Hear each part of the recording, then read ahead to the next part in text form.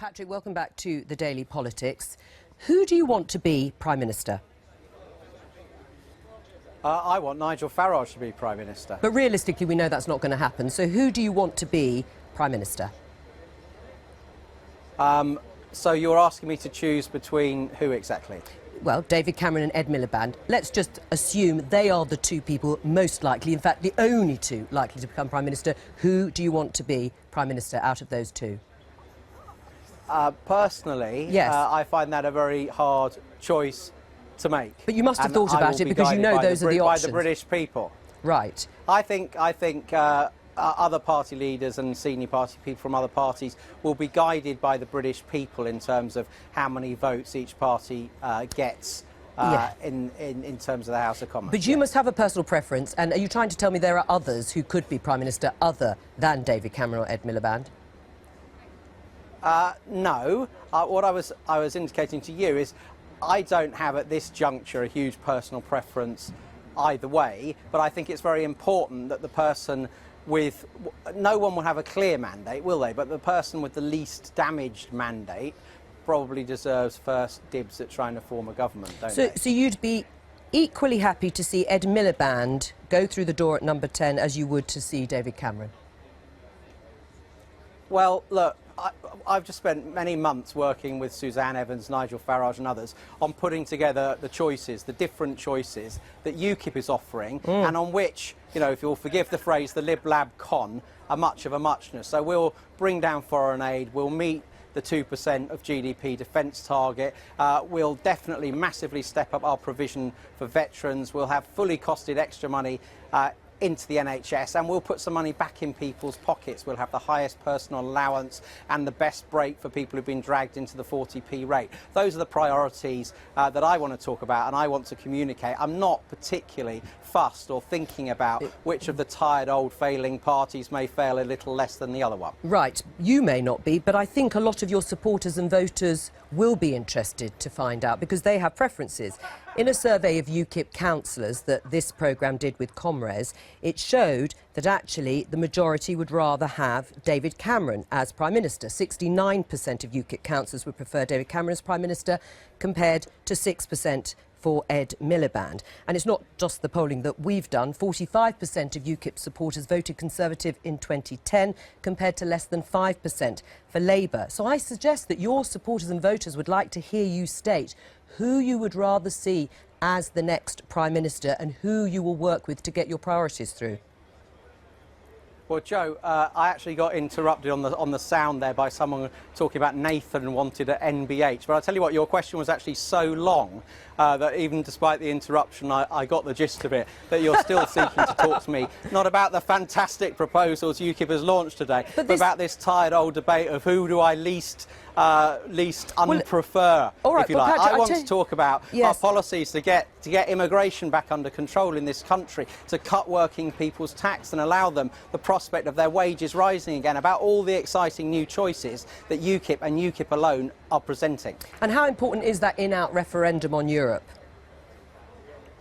It's absolutely key. Right. A free, fair and early EU referendum. The British people have waited now 40 years and what they were signed up to and then agreed not to leave is completely different to what is now the European Union moving towards a full political union and the Eurozone countries deepening the integration with every passing year. Right, but the truth is the only thing standing between the British people and an in-out referendum on Europe is UKIP stopping David Cameron becoming Prime Minister. I'll tell you what, David Cameron stood up in the House of Commons, and I know this because I was a political journalist at the time, and told his own MPs and the House that an in-out referendum wasn't in the national interest and he didn't want to see it. The Conservative Party have pledged an in-out referendum in 2017. They've pledged that referendum in 2017. David Cameron, I think it was an article in one of his favourite newspapers, The Sun, gave a cast-iron guarantee of a referendum on the Lisbon Treaty with no qualifications whatsoever. He, to use the phrase, ratted on that deal. We need UKIP MPs in the House of Commons, preferably holding the balance, to, as one online commenter I saw today said, to keep the B's honest. Right. And I think that's what the British people want from UKIP. But you have to accept that if the Conservatives are promising an in-out referendum on Europe, that is your key pledge, you've just said so. By voting UKIP in seats like Clacton, Thurrock, Camborne and Redruth, you're going to deprive the Tories of seats they need to form the next government and actually carry out that in-out referendum. Well, no, UKIP has a cracking record of getting political leaders to change their minds. You know, we've got immigration, we've got the 40p tax rate, which I think we've made George Osborne wake up to after lowering the threshold mercilessly in this Parliament. Nick Clegg was actually once for an in-out referendum. He's changed his mind in the other direction. There are plenty of people senior in the Labour Party who want an in-out referendum too. We'll see how the cards fall on May the 8th. Our priority is to present our excellent new policies and choices to the British people and get as many UKIP MPs elected into the House of Commons as possible. And in a democracy, that's what parties do at general elections. Patrick, stay with us. Indeed, Patrick, O'Flynn, do stay with us, because Nigel Farage has been challenged to a duel in Hyde Park by a Polish prince brandishing a sabre. Janek Zulinski laid down the gauntlet to the UKIP leader in a YouTube video, saying he'd had, quote, had enough of discrimination against Polish people. I've had enough of the discrimination against Polish people in this country. The most idiotic example I've heard of has been Mr. Nigel Farage blaming migrants for traffic jams on the M40. Enough is enough, Mr. Farage. So what I'd like to do, Mr. Farage, is to challenge you to a duel, an offer of a duel, if you agree.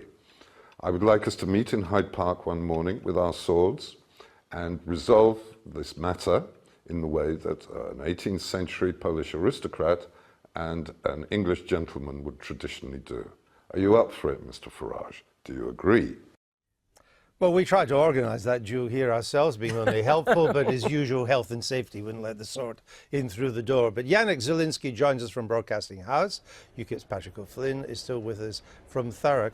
Janek Zulinski, what's wrong with the treatment of Poles in this country? I thought they were doing very well in Britain, which is why so many Poles come to work and live here. Yes, as Nigel Farage himself said, Poland has sent its brightest and its best. But there is increasingly, from year to year, mainly as a result of the existence and activities of UKIP, increasing hostility to the Polish community.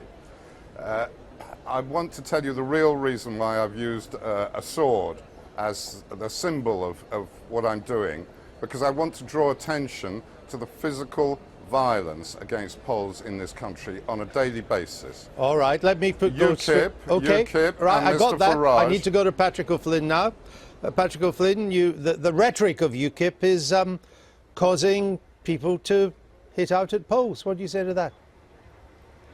It's utter rubbish. We don't blame migrants, we blame a broken immigration system. And don't you think there's a slight whiff of suspicion that the gentleman you're talking to is verging on being a self-publicist? And actually it gives me a sense of nostalgia, because when I was at Cambridge University once, I was challenged to a duel by an old Etonian because I was arguing that our college should drop its formal links with Eton. He never went through with it. It's what you might call BS. Okay. And I don't mean big society. No, I worked that out. I'm also just taking a second to grasp that someone who's leads a party is led by Nigel Farage is calling someone else a self-publicist. So let me go to Janek Zulinski and say you're just a self-publicist and there's no grounds to your claim.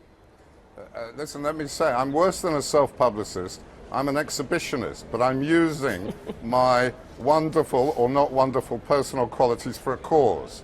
I'm born here, I've lived here all my life, I'm of Polish origin, I feel my roots and my identity, and I'm sick and tired of what I've seen happening in this country over the last few years. All right. It's got so bad, even 6-year-old Polish girls in English schools get beaten up.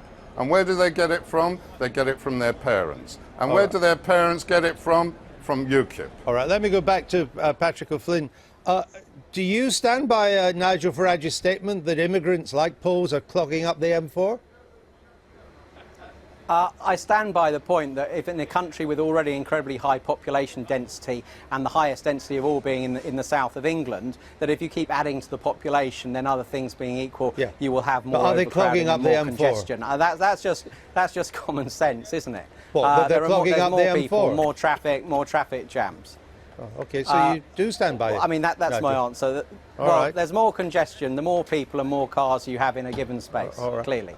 Yannick Zielinski, just a final point, we're running out of time. You've said it's a complete... don't you agree with Nigel Farage? He says that Poland has lost so many of its brightest and best young people to Britain. Wouldn't it be better for Poland if most of them stayed and helped their own country? Yeah, but we live in a globalized world nowadays. There are no simple answers to these things. The point is there's been a Polish community and a Polish huge contribution to this country for over 100 years. Marks and Spencer, Tesco, all derived from Poland. The work ethic of our people here now deserves respect, and they're not getting it. And on many occasions they're getting violence, verbal or physical instead. All right. I thank you both for joining us this morning. There was no violence in the making of that particular item. You didn't frankly have the balls to put country before party.